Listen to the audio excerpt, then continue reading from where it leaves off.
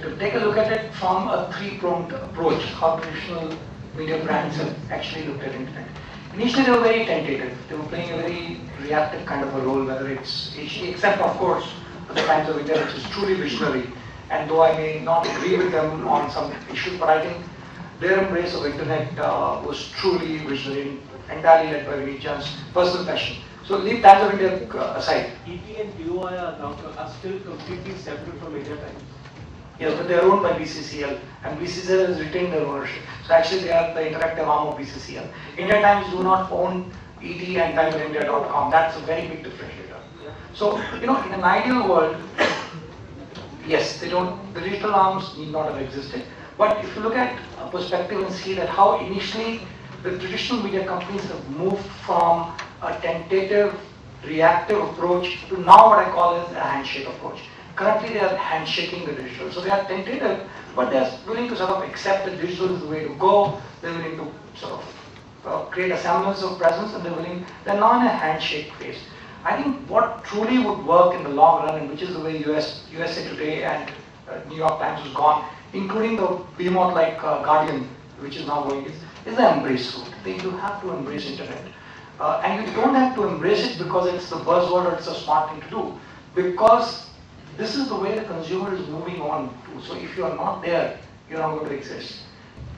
I think the way organizations are separate, and there's a separate team doing it, because the whole culture of the rest of the business that we are dealing with, advertisers, the people whom we are interviewing, the content generators, they're not habituated to seeing it as a common. When the culture changes, companies will change, obviously, because there are synergies and costs. Why will they not do it? And in my view, if you ask me, on the internet platform, an internet platform does far more number of stories and far more depth in each story vis-a-vis a television. A television runs on 2.5 to 3 hours of programming. You can't run a web like that. So inherently, people who are running a television, they find it exceedingly difficult to run an internet platform. So you have to have a different skill set. But that's because it's today. Going forward, I think the internet guys are far more conceptually tuned to understand a television platform rather than the other way around.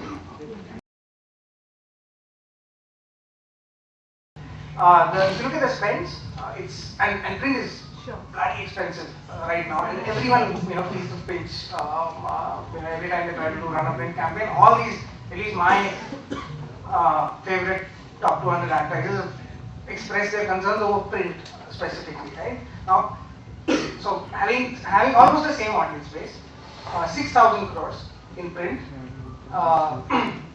You said 500 crores. I think that's optimistic. 400 crores in digital, right? And I think that's, look, I mean, if you seriously look at it just purely statistically, something's wrong there, right? You might have the same audience and completely different skews on, spending. 400 crores, 6,000 crores, it just doesn't add up, right? So the best shot you have is English print to answer that question. And then of course bring in this account, as long as you're not selling leads to Colgate, but bring in a certain amount of accountability and measurability, which is I think better than print for sure. And that's the Of course.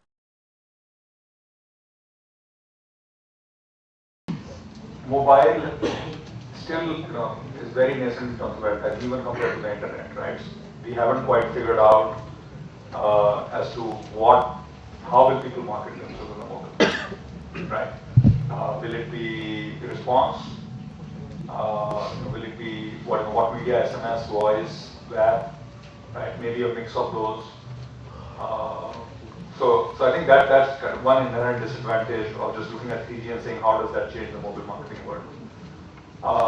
I think overall I would expect 3G to lead to increased consumption of web content on the mobile or web repurposed content on the mobile.